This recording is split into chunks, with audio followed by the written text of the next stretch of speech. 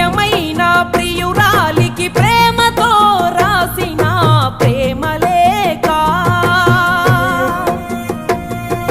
స్వయమైన చేతులతో ముక్కలుగా చింపిందే మనసు లేక.